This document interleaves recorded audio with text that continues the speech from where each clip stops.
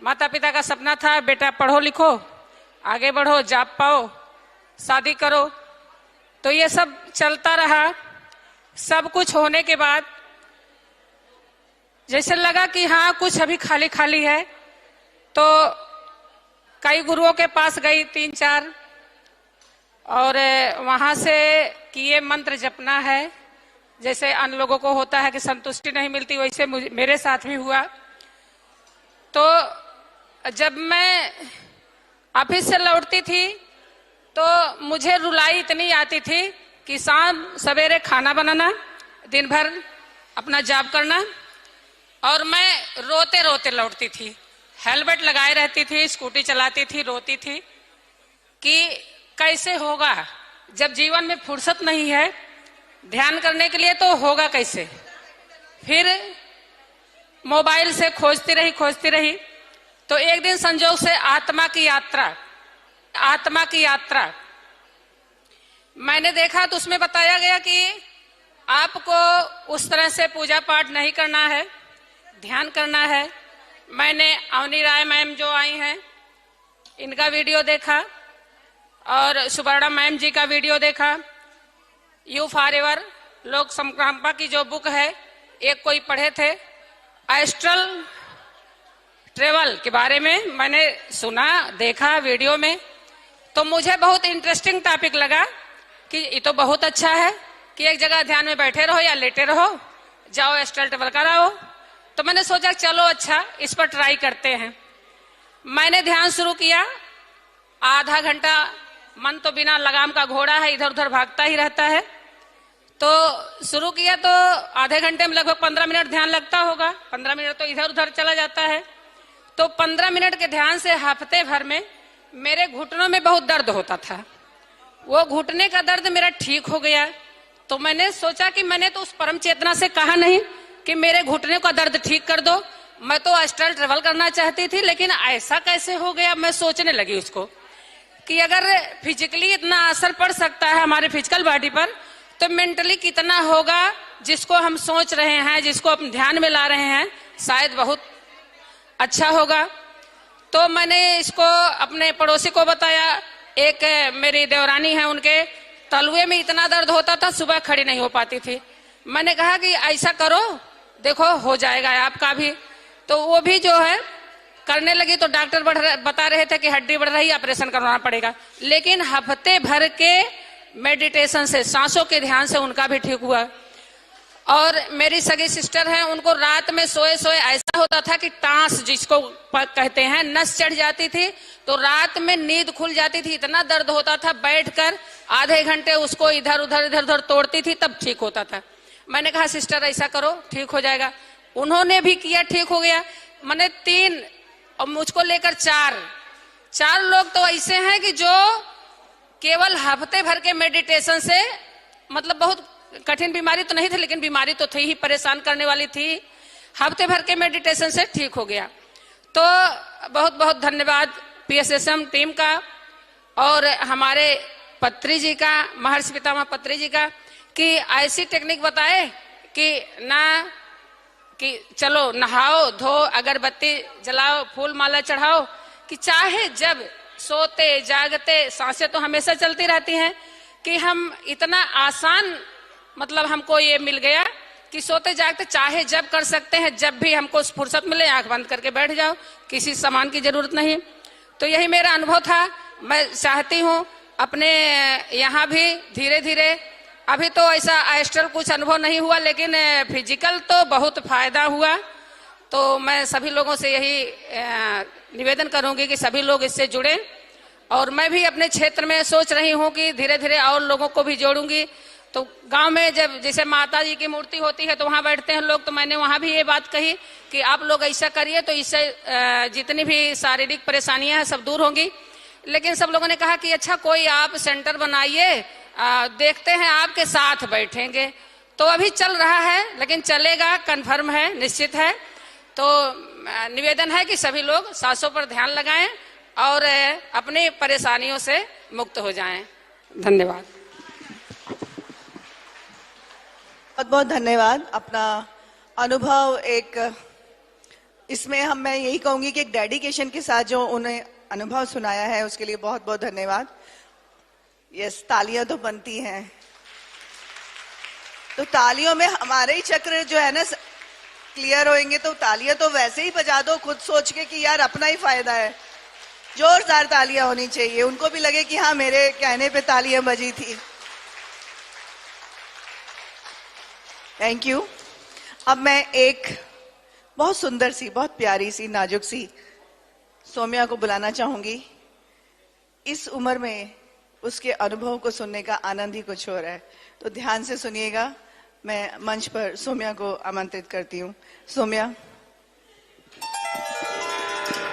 Thank you so much ma'am, आपने मुझे एक मौका दिया अपना एक्सपीरियंस शेयर करने के लिए।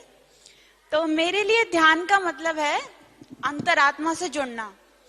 तो बचपन से ही मेरे पास एक अंदर ही अंदर एक आवाज आती रहती थी, जिसको मैं समझती थी ये मेरी आवाज है या भगवान की आवाज है। पर जब मैं ध्यान में आई तो मुझे एहसास हुआ कि ये मेरी एक अंतरात्मा जो सच में चाहती है, जो कहीं ना कहीं दब चुकी थी लोगों के प्रेशर में, सोसाइटी के प्रेशर में। कहीं ना कहीं हम सोचते हैं कि हम क्या करेंगे, हमारे जो माता पिता की एक्सपेक्टेशन होती है, पर वो गलत नहीं होती है, पर वो अपनी जगह होती है। पर हम जो चाहते हैं, हमारी अंतरात्मा जो चाहती है, हमारी जो जर्नी है जो वो चाहती है, हमें रियल में जब वहां आगे बढ़ते हैं तब हमारी अलग ही जर्नी स्टार्ट होती है।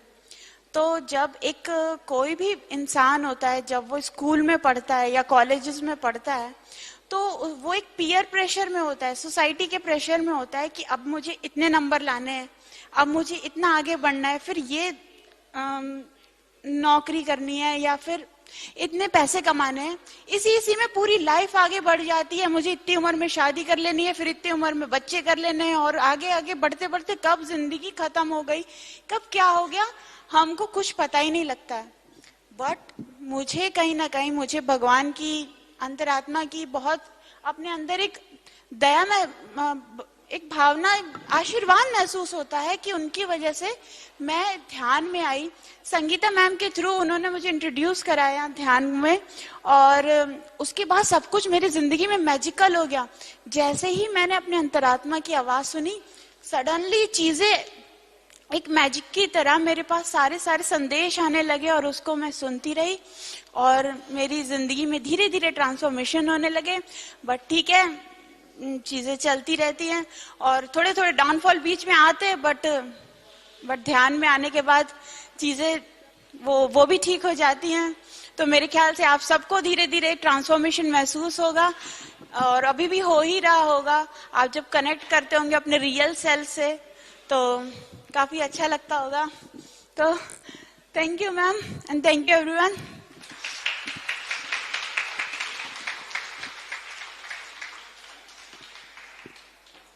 आपने सौम्या का ये वाला अंदाज तो पसंद किया होगा ना, उसके लिए और जोरदार तालियां होनी चाहिए।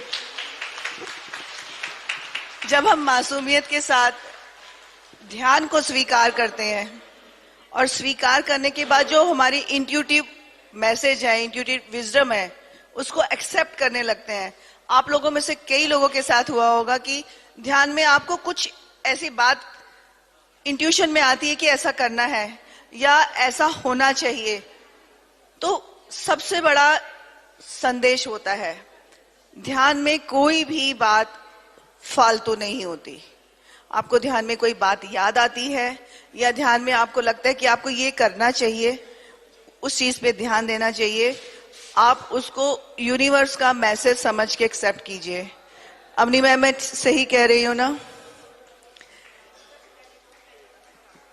इस चीज को जब आप समझने लग जाएंगे, तो जैसे ही सब लोग अनुभव बताते हैं कि मुझे एंजल्स ने मैसेज दिए, मुझे जिस भी वो ईस्ट को मानते हैं उनकी तरफ से मैसेज आया, तो ये मैसेज आपके मार्गदर्शन के लिए होते हैं। आप हमेशा ध्यान में बैठते हैं तो यही बोलते हैं कि मुझे मेरे जीवन का उद्देश्य मिले, उसका मार्गदर्शन मिले। सबसे पहली इच्छा हर ध्यानी की यही होती है कि मेरे जीवन का उद्देश्य क्या है और मुझे सही गाइडेंस मिले।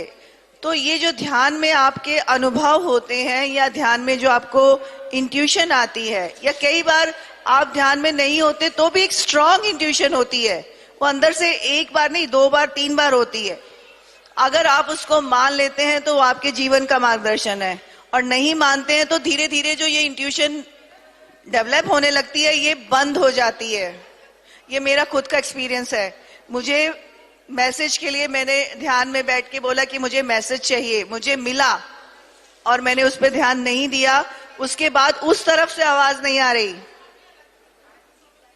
तो आपको ये अनुभव, अगर आप यहाँ शिविर में आए हैं, इतने बड़े बड़े मास्टर्स के अनुभव सुन रहे हैं, नए मास्टर्स के अनुभव सुन रहे हैं, तो प्लीज इस चीज को गाइडेंस समझ के स्वीकार कीजिए।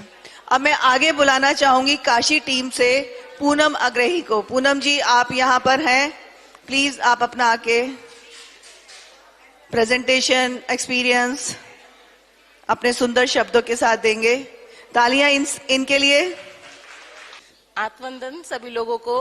मैं ध्यान नगरी काशी वाराणसी से पूनम अग्रहरी। मेरी ध्यान की यात्रा सन 2021 से शुरू हुई। 5 सालों से मैं ध्यान कर रही हूँ।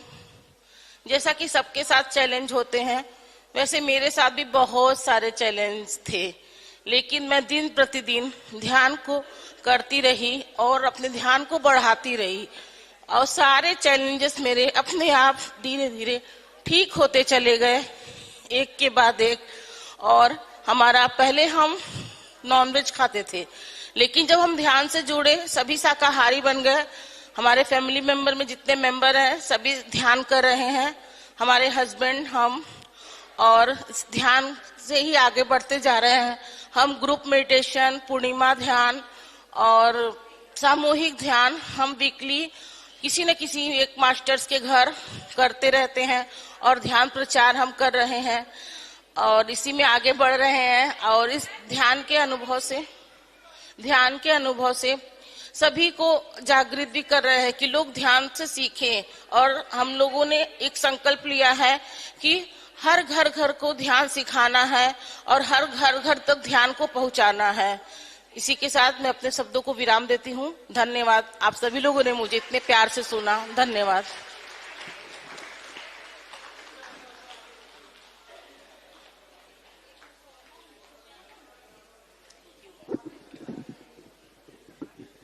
बहुत बहुत धन्यवाद पूनम मैम का। अब हम मंच पर आमंत्रित करेंगे नवनीत कौर मैम को।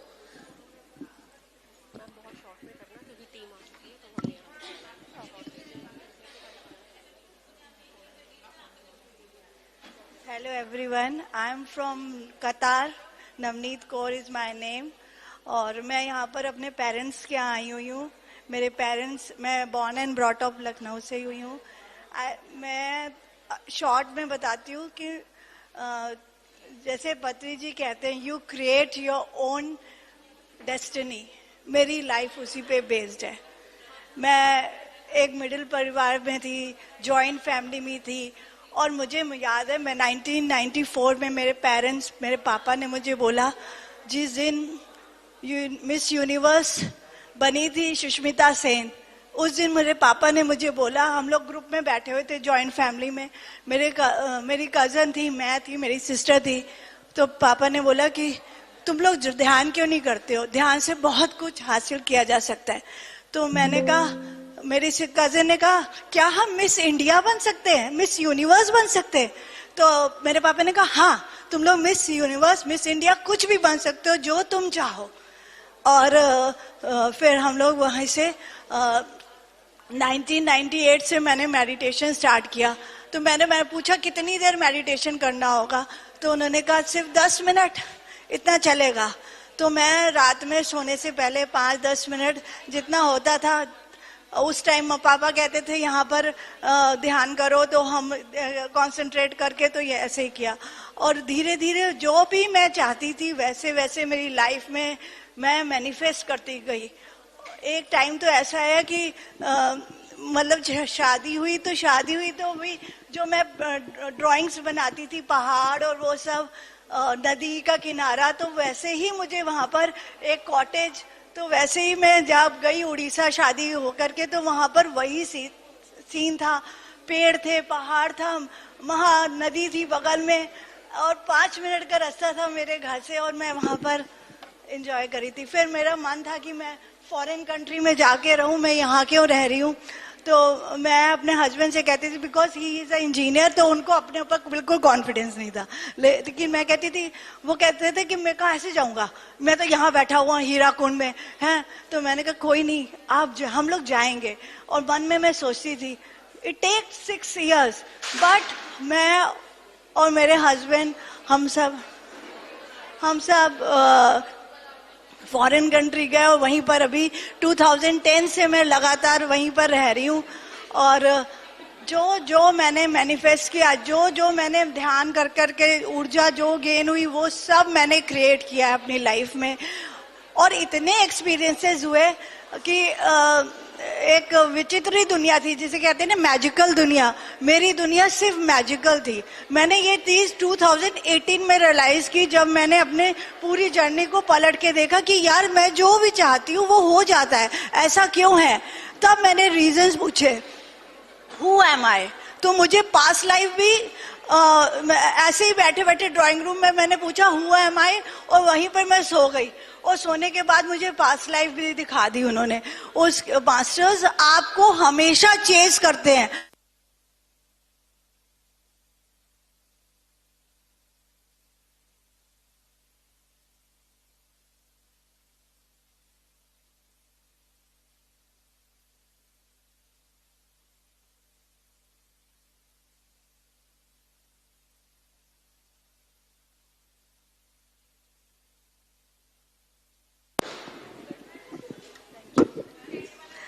मास्टर्स आपको हमेशा वो आपके ऊपर निगाह रखें कि उनका बंदा कौन सा है, और ऑलवेज हेल्प करेंगे।